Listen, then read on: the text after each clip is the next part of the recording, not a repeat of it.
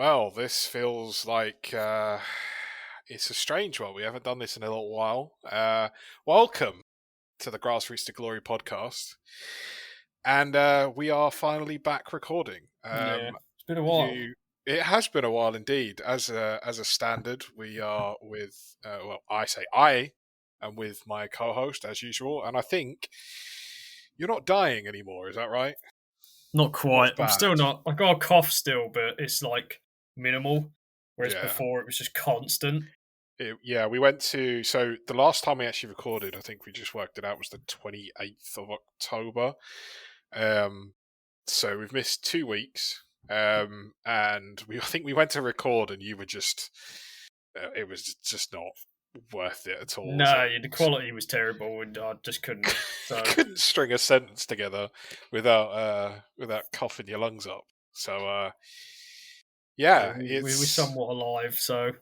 But I mean, the only thing I will say is the good thing is there's not much going on because it's international break. So if you're gonna get ill, now's been a good time to do it. Yeah. You know, we have obviously missed a few things. There are, like Wolves managers coming in and out the door like nobody's business, that kind of thing. But we're just sort of gonna pretend like the last 2 weeks haven't sort of happened. I mean, other than. Should we talk about the notable FA Cup for your boys? Because that That would have been after. Yeah, it was the Saturday afterwards. Yeah, unreal. For the first time in about half a decade, the Chelmsford City have made the second round with a strong chance here to make the third. So we beat Braintree 4-1, our biggest rivals. Debatable. Some people think Billericay, but Braintree for me, yeah. But we beat them 4-1, absolutely completely outplayed them. Lyle Taylor playing in step 2 is outrageous. And then we drew Western Supermare at home, who are in step 2 as well. That is genuinely the best chance I think we'll ever have to make third round, which is then when you can draw Premier League sides. But yeah, it's highly likely. I mean, I think that, like you said, that is the best possible draw you could have had. I mean, to go through to the second round, or be third round, right? Would be it'd be outrageous. Yeah, I mean, it's a good showing as well. I mean, again, I'm not a fan, but I can see it from the outsider's perspective. To see what Mr. Gore has done to the club is huge. I mean, your attendance for the cup was it like 3,500? Was it something? Yeah, it is for Western as well. We'll be coming up. Yeah, I saw on Twitter the tickets have all sold out within 9 minutes. Yeah, which is, for this level at least, is incredible. It's outrageous. Sold out faster than Braintree, which no one expected. Yeah. I mean, they've been in the mud at the moment anyway, so, Braintree are terrible. That's They're their get issue. Relegated. They're not good. But, yeah, it's actually been positive. Then the week after that, then we had somebody, honestly, I genuinely forget who we had. I'm going to quickly get the fixtures up. We had somebody. It was away, wasn't it? Wow, it just feels possibly. like that. Do you know what? It's been those 2 weeks that with international break and everything else, I just haven't been paying that much attention to anything. It was Tonbridge, I believe.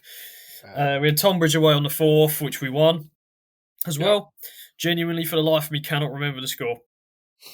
I'd like to say 4-1, 3-1, 4-1. It was something like that, but I cannot remember. Then we had Hornchurch at home, I believe. No, we definitely had someone on the Saturday because I cannot remember. Honestly, fried. But we won. We won like 4 or 5 games straight. I think it was 5 games on the bounce, culminating to Hornchurch at home, who the league leaders, undefeated, and then we controlled the game 2-0 and did what we had to do. First loss for them. And then most recently, on Saturday just gone, FA Trophy, second round, Hemel Hempstead away. Awful game. 0-0, lost on pens. I've never, do you know what? The amount of times I've been there, I've never seen a score there, let alone even get anything. I've never even seen a score there. I feel like every team has one of those teams that they just don't do. It doesn't matter what form they're in. They could be in the form of their lives. And they just don't do it. It was just generally, I know, like, it does highlight that obviously Lyle Taylor doesn't play every game. He can't. He's like 35. Mm, So he wasn't playing, and there was quite heavy rotation. And I don't think Lyle Taylor can play on 3G pitches mm, either. Just massive injury risk. We lack without him, and that's glaringly obvious that when he's not playing, we really lack up front. Because I think mm. we controlled like large portions of the game. It was just we didn't have that guy who was going to be in the right place who would just score. We just Yeah, didn't have that, and we just couldn't. We had a few good chances, but nothing major. And it was one of them games you could have played for 3 or 4 hours, and I doubt anyone would have scored. There was really not a lot going on. And then mm. penalties, it just is what it is. But Yeah. It's a yeah, coin toss, isn't it? Really. yeah, it's unfortunate, but we all kind of wanted a good FA Trophy Cup run, but we are getting obviously a good FA Cup run instead of Yeah. that. And if we can make third round and then end up getting like an Old Trafford, Anfield away, then absolutely happy days. That'd be unreal.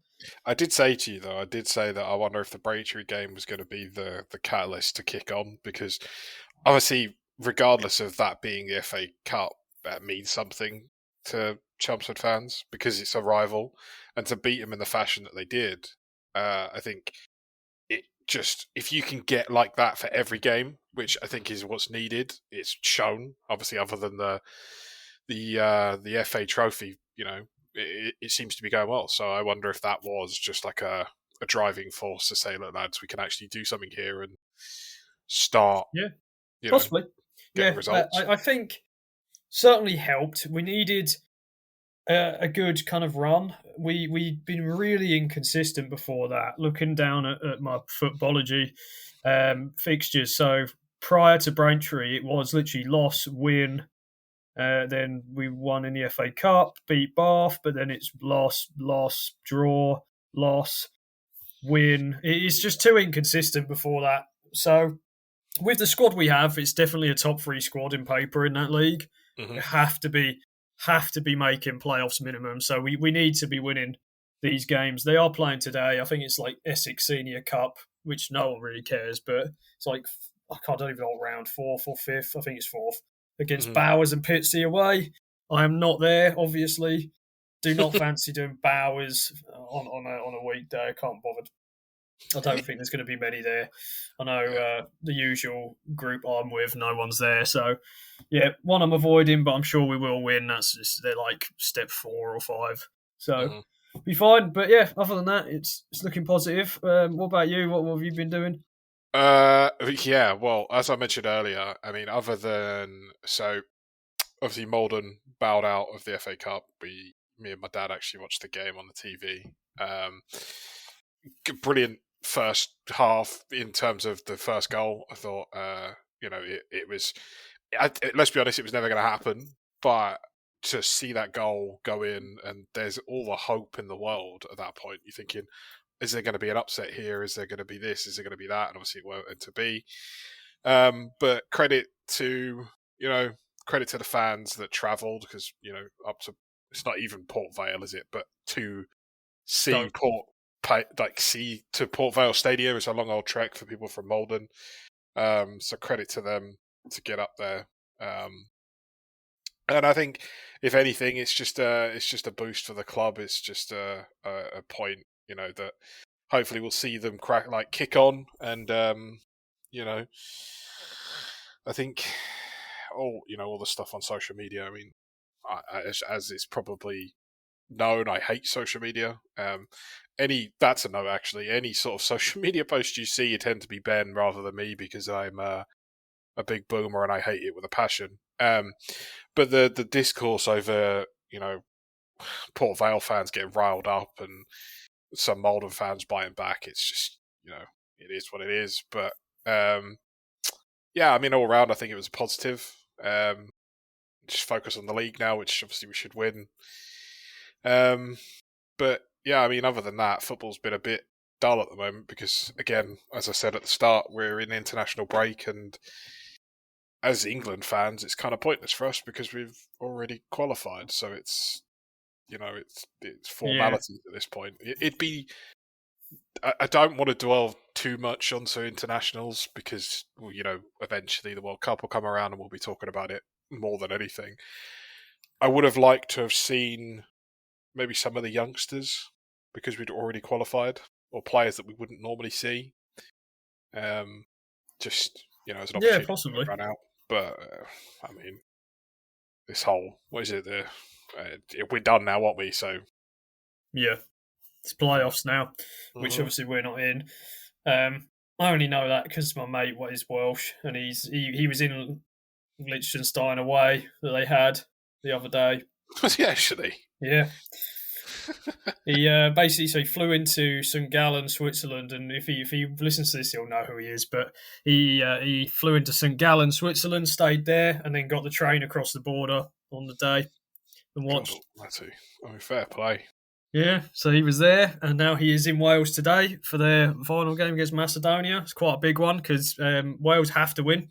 Macedonia draw or win, they get second in the group, Oh, and Wales wow. have to win to get second. So Wales are it's washed then, is what you're telling me.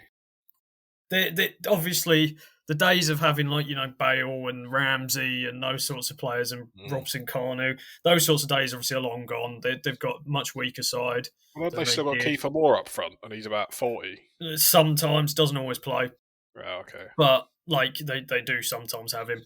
So yeah, I mean, look, fair play to him Yeah. for doing that. I would, to be fair, like if I was, I think it's a bit for England, it's a bit trickier because one, it's a lot more expensive. So like hmm he when he gets tickets for Wales, he can get some of them away ones for like 20-30 quid or the Yeah. equivalent. Whereas if for England to do the same, I think even playing like Serbia at Wembley, it was like 50 quid That's minimum. But ridiculous. yeah, and it's like ridiculous. It's more expensive, and it's kind of like there's not really. You're just watching teams like you're winning like 3-4-0 every game in qualifiers. It kind of don't really mean a lot to me Well, to do it. no, I agree. I absolutely agree. It's the same argument I use just to sort of link it back to sort of league football. It's the same argument I use for when a team just dominates the league. In that, because there's no competition, it's boring because there's no jeopardy. If a team is going to win, what's the point in watching it? Just Yeah, so for England, we always seem to get very very lucky with the groups that we're in and the games that we play. How many times can we say that we've played San Marino or all these teams that, let's be honest, me and you could probably get on the pitch and beat. Um, it's just boring, which is why I'm relatively looking forward to the World Cup this year because it's opened up. We might see some more exciting games, hopefully. I think the only thing we were talking about this the other day, me and some of the Chelmsford lot, we were kind of looking and thinking. So obviously they've added more teams to Mm-hmm. the World Cup, which means you're going to get some absolutely dire teams. I think it makes it Kazakhstan have. less. I mean, yeah, Kazakhstan. You're going to get like I'm thinking more like Oceania and stuff like that. You're going to end up getting like New Caledonia and places like this going into the World Cup, and it's like what on earth? So, like, Mm, amazing for their fans. Don't get me wrong. If you can make it out to the states and do their group games, I mean, you are yeah, going to lose 7-0 every game, but like, I see what fair you're enough. saying. The It quality just might be lower the because quality is going to be lower. Yeah, I think yeah. just because you are going to have some absolutely dire teams. I think But unfortunately it's money in it. oh yeah, of course Really, it is. Yeah, 100% is. That's the only reason they're bothered. yeah, Is of because they're course. getting more money out of it. So yeah, that's the only thing to be weary of, or Mm. wary of. Sorry for me, but we'll Yeah, see when it I comes agree. around. I'll still be up for it. And I'd like to do England away games, but the problem is you need to get caps for that, and to do that hmm you need to do these like terrible games at Wembley, Yeah, and like I don't want to do that. So but do you know what? The people actually just buy the tickets for the games because apparently to get caps, all you actually need to do is just have your ticket scanned in. So people were just yeah, buying the tickets, people scanning do them, and it they're just and then leave. leaving. Yeah, that's a big problem at Wembley because people You don't know, want to actually do it. no, it's it's a stupid system. I mean, we're not here to rant about that, but it's it's a silly system in my opinion. It just punishes people and making them go to watch, less, quote, lesser games that no one really wants to watch, I just to guess go and see though, a game you want to watch. If that makes sense. I guess it's like they're obviously massively competitive tickets, so Of course, yeah. that's it. Proves who actually is going to make the effort. Oh, look, you've been to a load of these games at Wembley. There you go. Here's you deserve to go to wherever away, and Yeah, I okay. it's probably the Yeah, better so, way. I say that as someone obviously goes to games a lot, so mm, I've got a bit of a different perspective on it.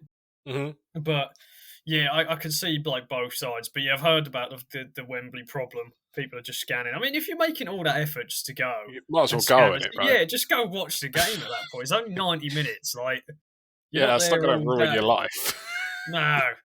You might as So yeah, well. I don't really understand that, but yeah, Mm, I have heard about it, but yeah, yeah, there is obviously stuff going on. Maybe in the episodes to come, we'll kind of cover some more of the news stuff. But we do have a bit of a topic to talk about. So the last time we recorded, whenever that was, I briefly mentioned Barclays and the Barclays era mm, at some point, and we kind of decided, okay, let's do a Barclaysman 11. Let's get a bit nostalgic and kind of go yeah, through some of our favourites. So how I've kind of done it, and we might have done it slightly differently between us, but hmm I've done it in a kind of 4-4-2 prime Barclaysman yeah, era formation, yeah, and I've basically just listed one player per position. Now, no, some of these players did play like multiple positions. I've yeah, just kind of done either where they were kind of most notable or where they would fit, but they did play there. I haven't just yeah. shoved someone in a random position, for example. And Yeah, then that I've done a works. manager as well. Yeah, me too. Yeah. So I'll let you start off. You can Oh. either start off manager or goalkeeper, whatever you like. Let's leave manager till last, I think. Okay.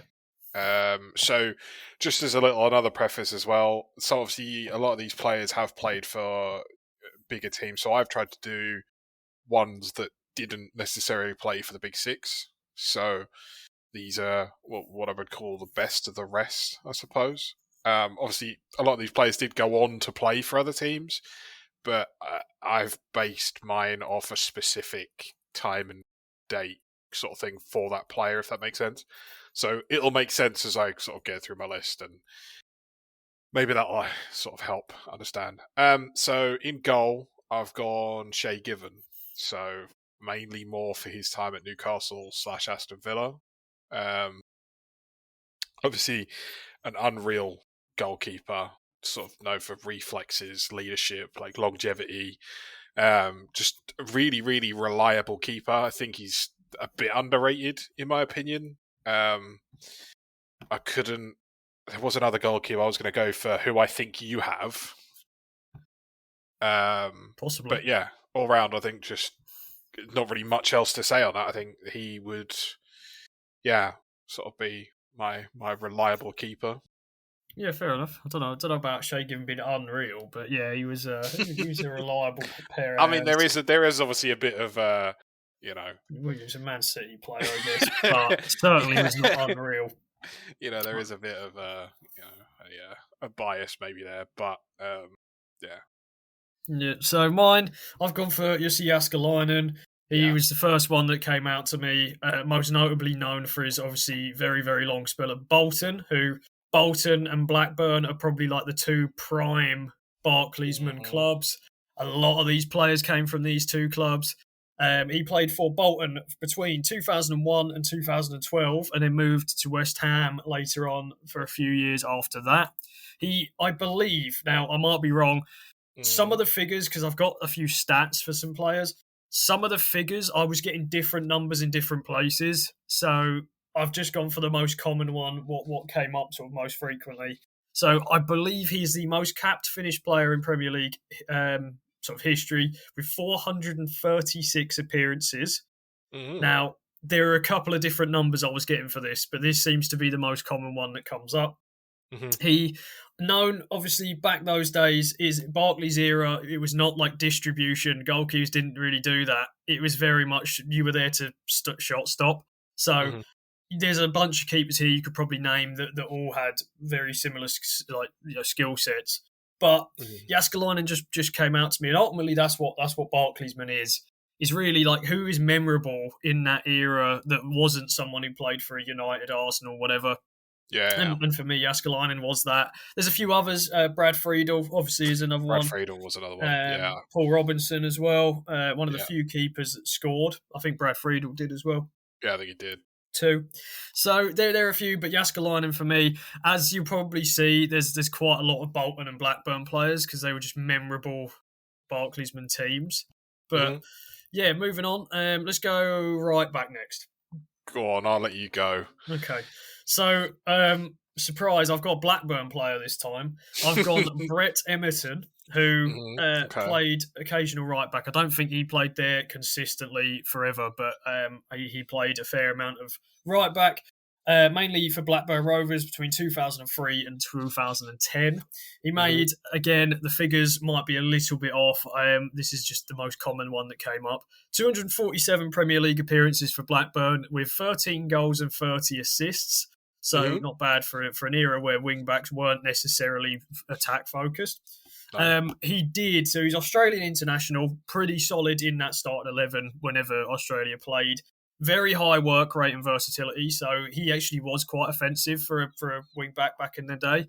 He did play occasionally right wing as well. Had very good crossing, and he was pretty physical. And yeah, he would just do the hard work, good work rate. And again, it's just someone. Right back was a position I struggled with because there really wasn't that many like notables. Okay. So there are a few, but none that really stuck out to me. So I've gone Brett Emerton. Who have you got? I have gone for Glenn Johnson. For specifically his time at Portsmouth. I mean, I don't know if you remember that goal that he scored against Hull. I think it was a contender for a goal of the season. Where he chested it down and volleyed it into the top corner. Not to be fair, as a right back, I think is something. I mean, admittedly, he spent I think it was 4 years at Chelsea, but he didn't actually really play that much, and then he got a loan to Portsmouth. And then sort of kicked on from there. 4 goals from right back at that time, at least, was quite significant. Obviously, these days you'd probably think 4 goals from a right back's nothing because of the way we play and whatever else. But you know, it got him enough to get his move to Liverpool. Yeah, I think he was just a very, very explosive player, and he was sort of one of those right backs who was sort of trendy before it was trendy, if that makes sense. You know, he had a bit of flair to him and, you know, overlapping runs, things like that, before.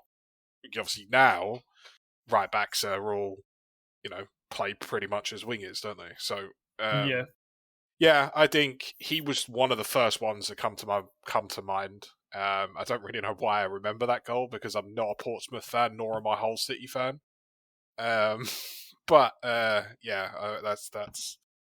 that's my choice. So I think maybe we do the centre backs as a partnership. Yeah, we can do. I think Glenn was someone that came up when I was kind of thinking about it, but ultimately I don't know what it is, and he certainly counts. It's just for me, it doesn't feel Barclaysman to me. Okay. I don't know why. It just doesn't. Yeah, fair enough. And there are a few others I thought of that I don't know, were more memorable to me. I struggled with right back actually, because I just feel like I don't really know. There's no other way for me to sort of word it, but I liked the defenders that got stuck in.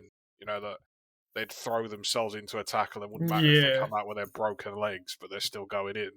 But I couldn't really think of, especially not any that didn't play for like a top 6 kind of team. I did struggle a little bit. Yeah.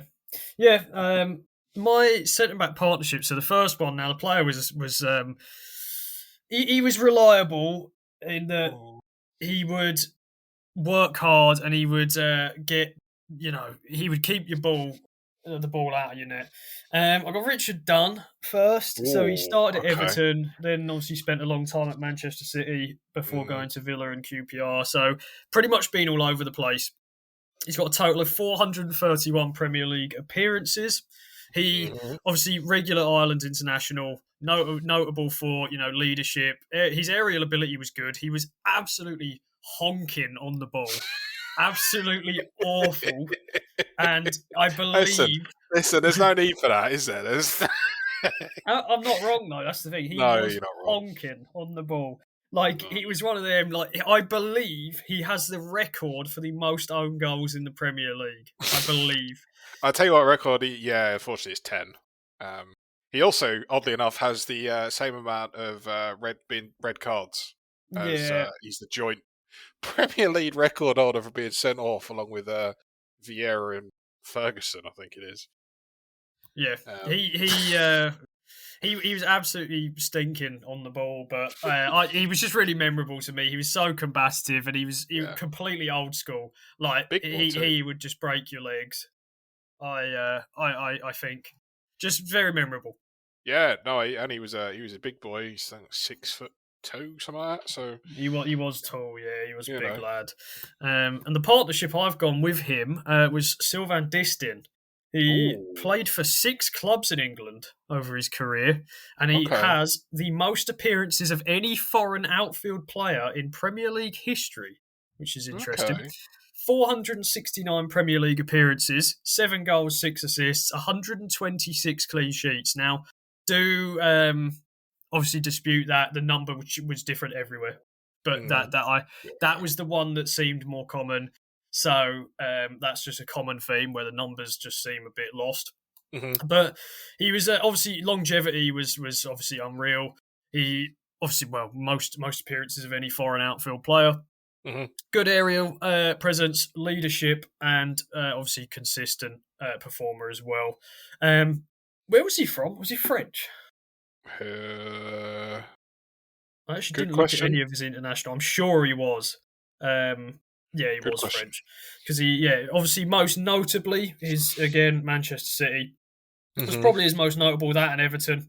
He had a brief stint at Portsmouth, but the notable ones were. I remember him from Man City and Everton We had quite a primarily. few, like, you know, well, I don't want to say like shit houses, but there's quite a few Yeah, actually. I think Now I that's what think like about it, it's about Man City. yeah, it was Yeah, before, it used before to it's, be that sort of team. Like yeah, hundred before you were percent, good, you yeah, were yeah, very just get stuck in, yeah, just yeah, old school. Brexit means Brexit kind of team. yeah, yeah. None of this, you got to pass the ball within 30 seconds of having, oh, not even 30 seconds, 3 seconds.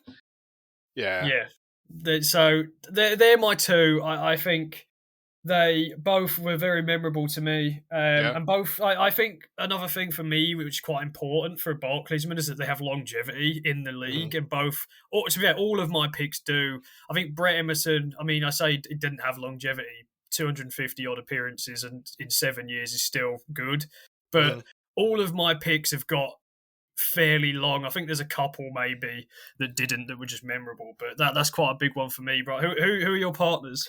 So you actually do have one of mine. So I did actually have Richard Dunn, but so I'm not gonna sort of same reasons Yeah, as fair you. enough. I'm not gonna sort of go into it. The other one, I actually had Chris Samba. Um, Yeah, I thought of him as well. mainly for his time at Blackburn. Absolute massive unit of a man. I think he was like 6'4", something like that.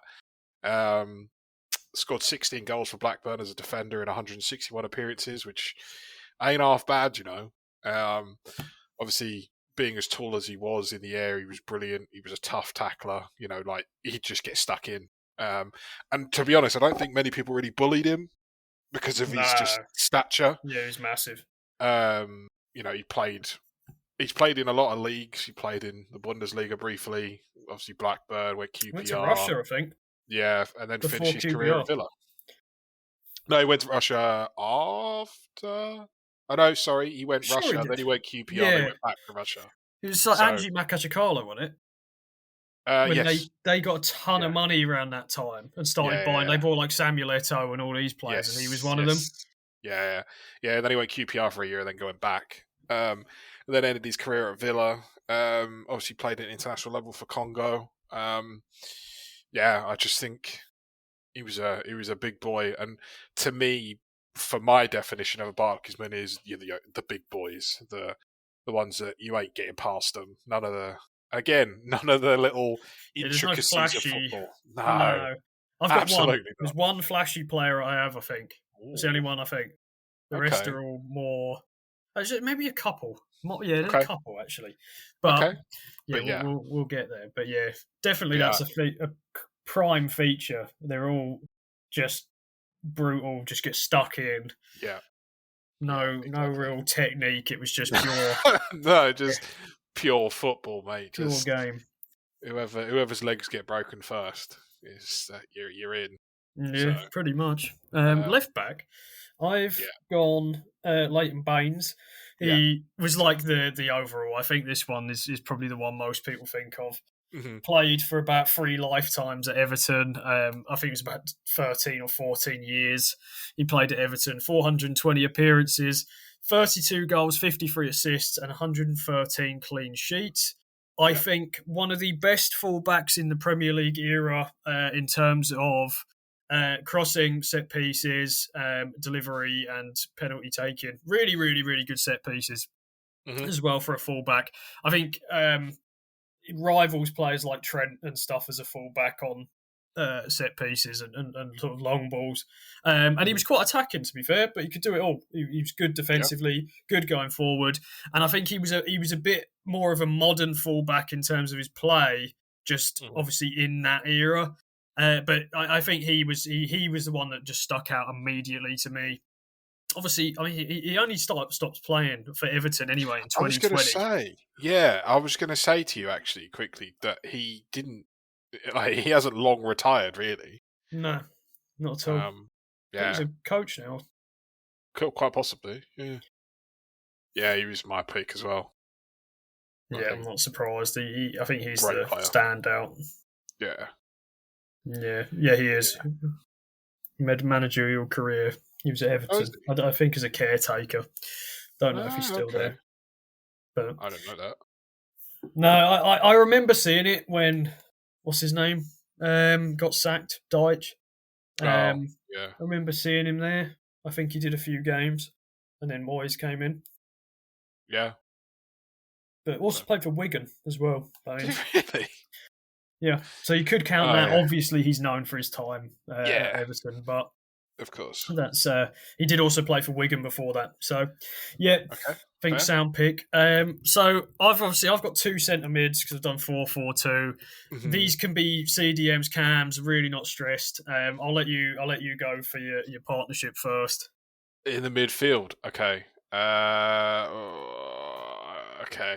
Right.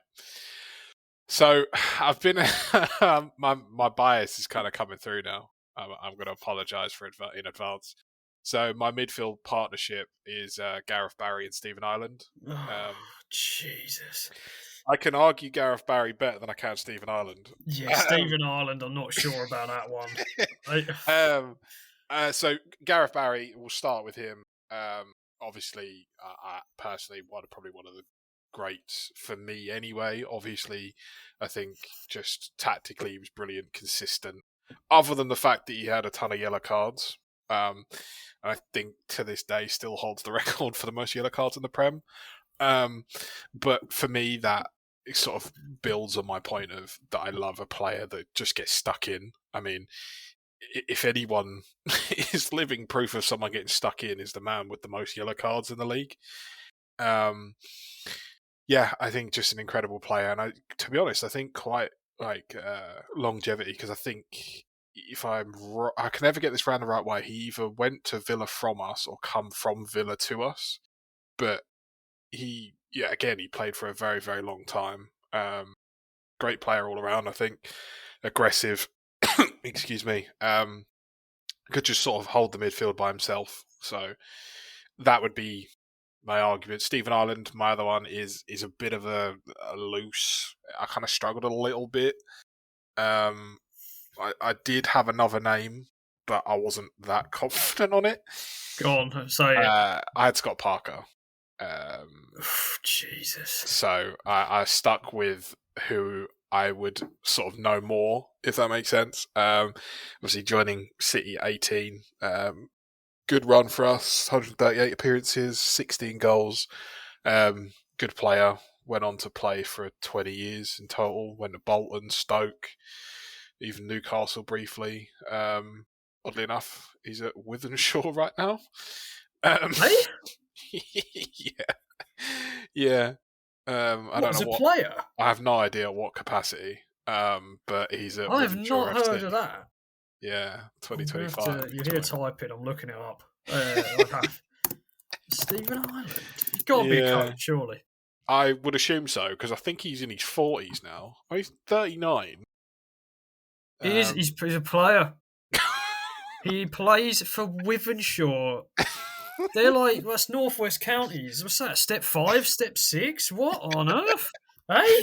Yeah, well, there you go. So yeah, they'd be my two midfielders. Northern Prem. I think that's step 4, I think. They just got relegated last season from the Northern Prem, which makes me think it's step 4. I honestly didn't even realise he was still playing, if I'm honest. No, that's a new one to me, to be honest. I can't believe out of all the midfielders that played in the Barclays era, they're the two you come out. Gareth Barry maybe, but yeah, but then off camera, off the podcast, I did admit that this sort of era I struggled a little bit because it's all about the definition of a Barclaysman, I guess. It's a very, for me anyway, and I was like, do you know what? I'm just going to stick with what I want and what I know, and if I'm wrong, brilliant. If not, then it is what it is. Yeah, Stephen Ireland's definitely questionable, but yeah, I think I think one of the. If you Googled Barclaysman players, I think there is one, and people I've spoken to and who have done this with, we do this quite often with like the Chelmsford lot, and this name always comes up. One of my centre mids. I think this is the guy most people. There's two prime players that most people think of. So Rory Delap is not him, but he is one of my centre mids. So notably played at Stoke City from 2006 to 2013, 358 Premier League appearances. He famous for having genuinely, like, he would throw the ball during a throw-in like a javelin. Yeah, like, man had the arms of like a... He was known for long throws, and he is kind of one of the beginners of the whole cold Tuesday night in Stoke saying that you have. Don't know that. He's one of the originators, which that saying, like, could they do it on a prime on a cold Tuesday night in Stoke? I know it's usually about prime Messi is where that saying, but he is one of the players. Yeah, absolutely not. He's one of the players that kind of started this. And for me, that's prime Barclaysman. He was absolutely distinct for that. But yeah, his throw-ins were pretty, like, your long throws weren't a huge thing, and he could absolutely javelin them across the pitch. It's unbelievable. Wasn't like a textbook midfielder, a little bit quirky, but for me, again, it wasn't amazing, but he just had that kind of Barclays, and he was notable for those reasons. And then the other one, who he a bit flashy, this one, and I will say he wasn't in the Prem a huge amount, but he is one of the names. If you ask people, this guy will come up. Is JJ Okocha. He absolute Barclaysman, like prime Barclaysman. He played for Bolton Wanderers for about 4 or 5 years. 124 league appearances. I believe it's something like 15 goals, 11 assists. Played for Nigeria internationally. Incredibly technically gifted on the ball. Had the nickname the African Maradona. And genuinely, as a kid watching him, some of the unbelievable techniques, rainbow flicks he used to do quite a lot over players. Just a really, really fun player to watch. And he is one that whenever I've asked people, give me some Barclaysman era players, he comes up. I think he's fun. But him, for me, it fits absolutely. He's cult hero of the era, and one of the kind of Bolton players that made those teams, I guess, Barclays, the Blackburn and Bolton sides. So I couldn't not have him. He was literally the first person I thought of when I came up with the idea. So that's him for me. The only thing going against him, he didn't play in the league for too long. Yeah, that's fair. That's fair. Yeah. Who have you got for left mid?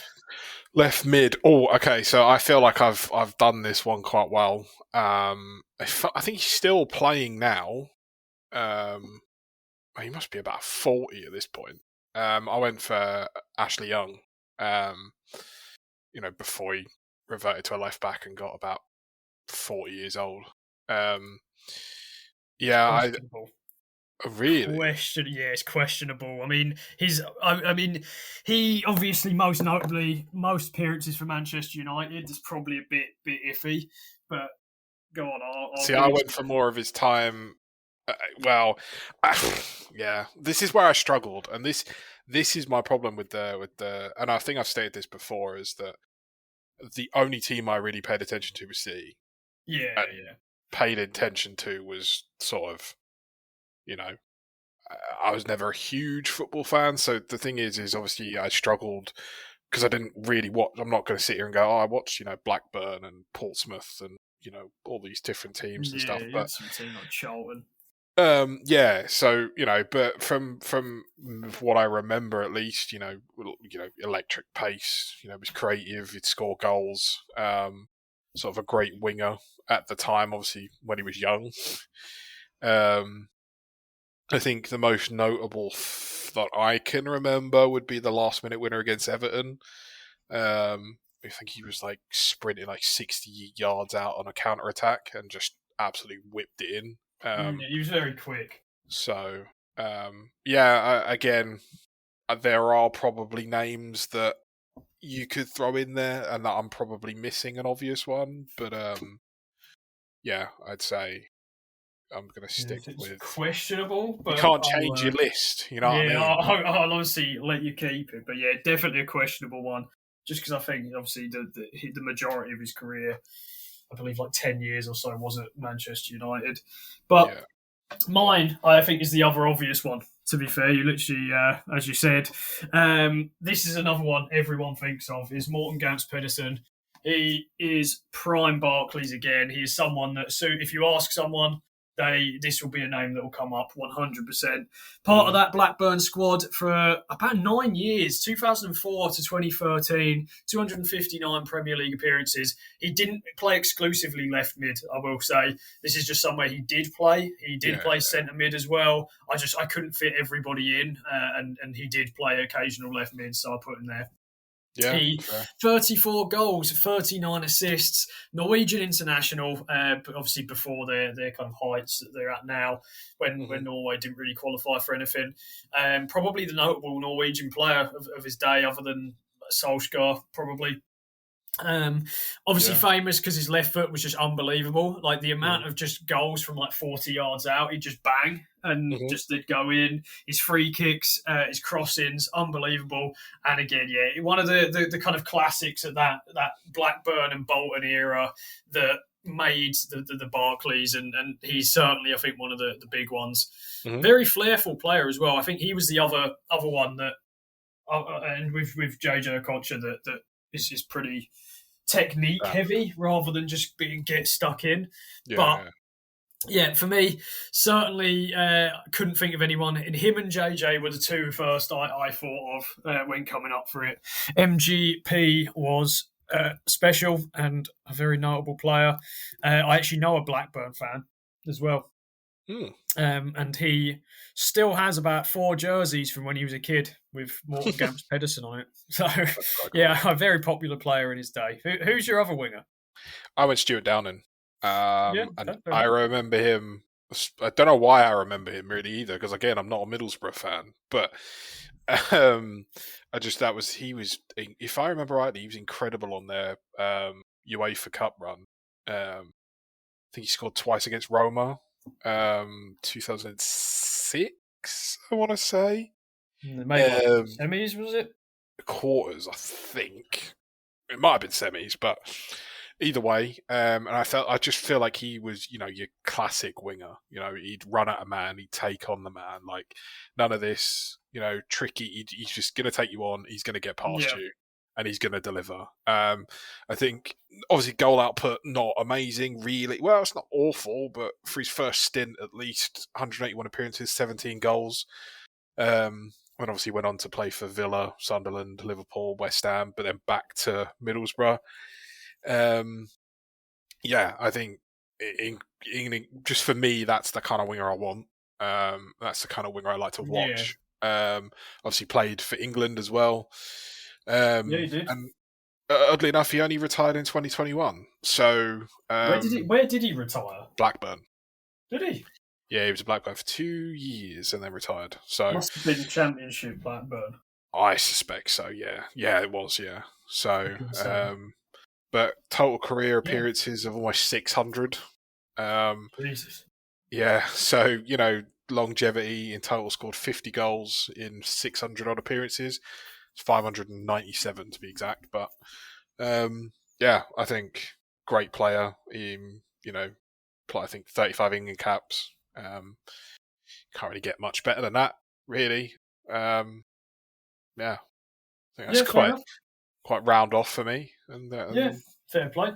Mine, I don't know if you'll even remember this guy, but I've got Zoltan Gira or Zoltan Gira, however it's pronounced. He was, I believe, a Hungarian Hungarian. international who played for Fulham and West Brom during the era. I believe it was about 2008 to 2013 as his Premier League stint. Very technically gifted. I don't know. I struggled with right mid, and I guess the reason I put him in is because I thought of, and it was 2009-10, I think. Fulham made the Europa League final, and I remember watching the game. And Zoltan Gira was like all over he was just running the gaff. Like, just unbelievable player. And then I got to thinking, oh, yeah, I actually remember him at Fulham. I didn't necessarily remember him at West Brom, but certainly at Fulham. And I just remember him being incredibly technically gifted. He also played attacking mid as well. Funnily enough, in that Europa League final, he actually played centre attacking mid, I believe, because they had Damien Duff, I'd like to say, on the right wing. That's another Barclaysman that would have been a shout. Memorable, obviously, for Fulham. Scored a lot of goals. He's got good goal contributions and really good work rate as well. That Europa League final, by the way, has some interesting players. So it was Atletico 2, Fulham 1 is how the game ended. And some of the players, I just want to highlight some of them. Go on. So, in goal, Middlesbrough, actually, this came up. Let me just quickly mute 2 seconds, just fill the space. While he's gone, lads, we'll talk about. Oh, he's back. Oh, so I'm back. Sorry, started like trying not to cough, and then had to go. Some players. Obviously, you think of Middlesbrough, like you said earlier, and Fulham. Mark Schwarzer is a prime Barclaysman goalkeeper. I do believe he has the most appearances of a foreign player, including goal, not just obviously Pienaar. I think was it Pienaar? No, not Pienaar. Who did I say earlier? Distin, was it maybe? Somebody. I think it's Distin. Friedel, wasn't it? You said that. We're talking about goalkeepers here. No, just foreign players. Oh, sorry. Yeah, it was Distin. I'm sure it was Distin, yeah. I don't know where Pienaar's come from. He's another shout, by the way, too, who I didn't put in but could have done. You just lost the plot. Yeah, I honestly did. I think I coughed and then I've lost where I don't even know who I am. But yeah, Mark Schwarzer, unbelievable keeper for the day. I say unbelievable, he wasn't. He was very bang average, but he just he did what he needed to do. He's reliable and played for an exceptionally long time. They've also got Paul Konchesky at left back. They had that game. Damien Duff, Zoltan Gira, Bobby Zamora. Jesus. A Tuhu. Who remembers a Tuhu? Like prime Barclaysman again. What a great name, It's a niche one. But for those of us that remember, unreal. And then Atletico had actually some future Premier League players. So they had a young De Gea. Wow. They had Diego Forlan in his older years. I was going to say, he's still knocking about. Yeah, by then, yeah. When did he left United? I'd like to say kind of mid-2000s, bit after maybe. Okay. He was there for a while. Then went to Atletico, and I'm sure he might have just stayed there for a while. And then this one, you'll like this one. A young Aguero played. Yes, that's where we bought him from. Played up front. Diego Forlan scored twice. Absolutely ran the gaff. And he was some player, wasn't he? Yeah. Oh God, yeah. Forlan was unbelievable. His days at Man United, when he was just in, I guess, prime years. Absolutely. Yeah. Oh God, yeah. Unreal player. Some of the bench players too, actually, for Fulham. Who remembers Bjorn Helge Riise? That one. Clint Dempsey. That's a Clint prime Dempsey. Barclaysman there. Yeah. there are some names here. Just looking at the match report. He's the one that was beefing with Micah Rich, and he's like, "You don't know where Yeah, I'm from, yeah, dog." that's the one. Yeah, I love that so much. That's great. yeah. It's the era was just unreal. I looking back, it's just so nostalgic to me. But yeah, that was just kind of where I got Zoltan from. Very popular player for Fulham because of just how good he was. Yeah. I think the notable Hungarian player as well of the time too. But yeah, that was that. That went on for about 5 years. Talking about one game. Who are your strike? What's your strike partnership? Do you want me to do them both Yeah, you can. together or one by one? Whichever, whatever works. Surprise Um, me. okay, let's go with the partnership. So I went with Tim Cahill Yeah. and Darren Bent. Okay.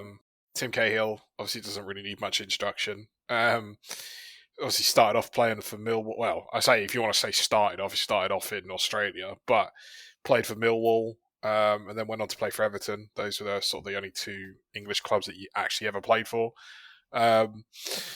Millwall, 217 appearances, 52 goals. Everton, 226 appearances, 56 goals. Just an incredible striker, I think. I feel like he was like a definition of an inevitable player. I feel like you always knew he was going to do something. He'd be an attacking midfielder sometimes. He'd play striker. If we're being in modern day football, you'd obviously have Darren Bent up front and Cahill could comfortably just sit behind him. Yeah. I think he's named as one of the 50 nominees of the Ballon d'Or. Everton's player of the season, time and time again, I think. Just a great all-round player. And then obviously he went off to China, America, and then back to Australia. But yeah, great player. Again, like I said, a sort of inevitable. You always knew he was going to do something, and 9 times out of 10 he did. And then Darren Bent, obviously great striker. Started off at Ipswich and sort of worked his way up. Played for Sunderland, Spurs, Charlton. I think 2009, 2010 he scored 24 league goals, which is really, at that time anyway, especially playing for Sunderland, was a great record. That's a lot of goals, yeah. Obviously, famously scored the beach ball goal against Liverpool. Which you guarantee if that had happened in today's day and age, it would have gone to VAR for about a week and we'd still be sat here trying to figure out if it was a goal. Yeah, of course. That'd be debated on for years. But yeah, I think, again, an inevitable player. Great record for Sunderland. Obviously went on to play for Villa, Fulham, Brighton, Derby, and then ended his career on loan at Burton. Played for England, 13 caps, 4 goals. I feel like anyone that plays for England is a little bit of a hero in my eyes, especially when you can score and get on the sheet. Because I think that would probably been at the time where, players like it was 2006, 2011. So, I dominated by Rooney. Yeah, that's what I'm thinking. So, to even get 13 caps to score 4 times is good going for sort of not a lesser striker, but you know what I mean. He wasn't around the top teams, so that's my quote partnership, if you like. So mine, I've got Tim Cahill as well. Yeah. Pretty much the same reasons you did. Played for about 8 years for Everton. 226 Premier League appearances. I've got 56 goals here. It doesn't sound right, but that was the number that kept coming up. So it must be. That's what I've got. 56. Okay, cool. Then it is right. Sounds low to me, but no, really good. Obviously on the ball, really good in the air as well. And you have to remember, obviously, he didn't just play striker for Everton. Yeah, he played cam as well. So yeah, and he was a big game player. Like he scored, he has some of the most goals in the Merseyside derby of any player. He loved it, didn't he? Yeah. Absolutely loved it. He did that celebration, didn't he, against when they won? I think it was 1-0 in 2010. boxed the corner flag, didn't he? Yeah, that was like his famous Yeah, he loved it, didn't he? celebration that he did after that. So yeah, I've got that. I'm not going to go into it too much because you pretty much gave all the reasons. And then this Yep. one just gets me a bit excited. I don't know why. It's just this Okay. player, for some reason, always comes up when people ask Barclaysmen again. And that's Yaku. Oh. Not far off, but he played for numerous clubs throughout his tenure. My biggest memory was him at Middlesbrough, but he did play for a long time for Portsmouth, Everton, Leicester, Blackburn. I'd like to say Reading or Wigan. I'm sure it was Reading. It was definitely a club blue and white striped. And Wigan back in the Barclays era played in blue and white. I can't remember which one. I'm sure it's Reading, but played for numerous clubs. Again, it wasn't amazing. He was always like your kind of mid-table striker. Wait, sorry, who was it? Yakubu. Oh, okay. Sorry. Who do you actually think I said? No. I think I cut you off, and I thought you were building it up and up and up, and you were going to go. Oh no. Okay. Yeah. Okay. Fair enough. Did he play for Newcastle, or am I making that up? No, he didn't. Who am I thinking of? I don't know. Denver Bar. I have no idea. Yeah, he's getting mixed up. But yeah, Yakubu. It could be Papi Cisse. I have no idea. Yeah, possibly. 252 Premier League appearances, 95 goals. So he's actually got a decent little goal record. Nigerian international, known for being big, strong, and just had a ridiculously powerful long shot. That he's one of them. If you did it straight with your gloves, your hands are coming off kind of job. Yeah, it's just one of those ones you're getting out of the way of rather than trying to stop it. Yeah, it was literally just like you playing dodgeball rather than trying to actually save that if he kicks it at you. Very fun to watch. Yeah, just like duck, dip, dive, and dodge.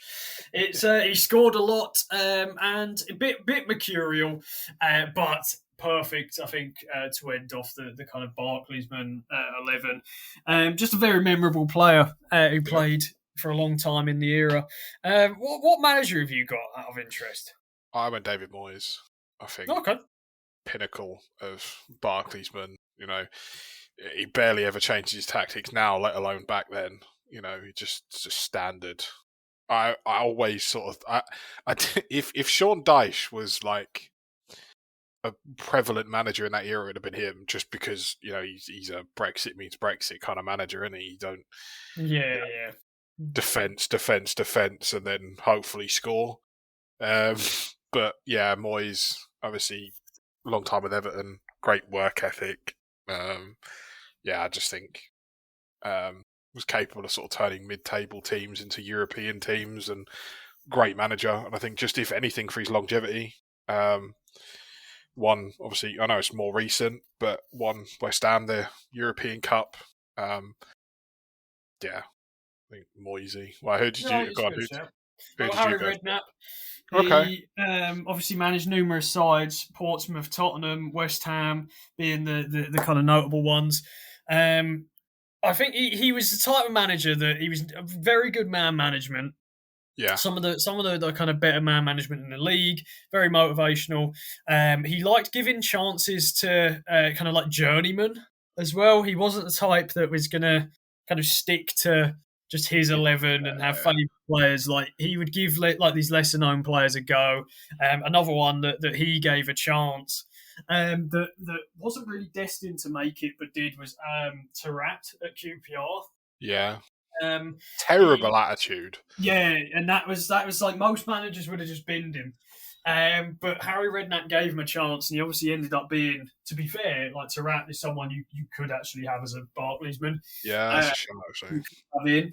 So, like, it's players like that he gave chances that most wouldn't. And very good at keeping teams up as well. Won the FA Cup with Portsmouth in 2008, and he kept Spurs in the top four when realistically they probably shouldn't have been. As well for numerous seasons. So he was it for me. I think Moyes is a good shout as well for obviously the longevity he's got and the track record with Everton.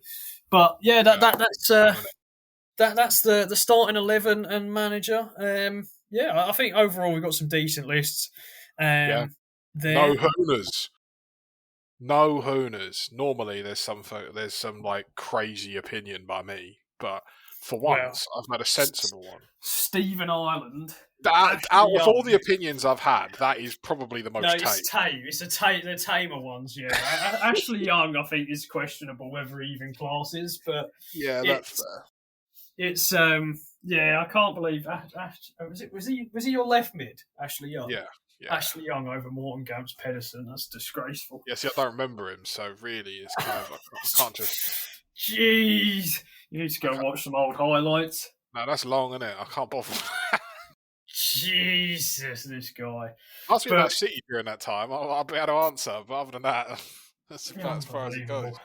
Unbelievable. But No no, it's fun. JJ Okocha, no Morton Gamps Pedersen. He's thinking about it now. Unbelievable. But anyway, I'm going to go cry over your picks in peace. I think that's really all from me. Is there anything else you want to add? No, just that we're back to regular scheduling again now. Obviously, when we come back, we'll do the review next week. Obviously, we've got Prem games this weekend. So we'll have a few reviews to talk about. Any, obviously, standard news coming out. So I think next week is actually episode 10, which is quite cool, really. So we see you for that. And yeah, hopefully for the foreseeable future, there's no more upsets in the schedule, and we're back to normal. So yeah, sounds good. Obviously, thank you all for listening. If you like what we do, follow us on our platforms. They're all in the description below, wherever you're listening to this. They will be there. Obviously, let us know if you have any players that we didn't name, or if you think any of our choices are terrible. Also, let us know. Why not? We're here for it. And let us know if you want us to talk about anything in particular. But other than that, thank you for listening, and we'll catch you next week. happy days. Goodbye, my friends. See you later.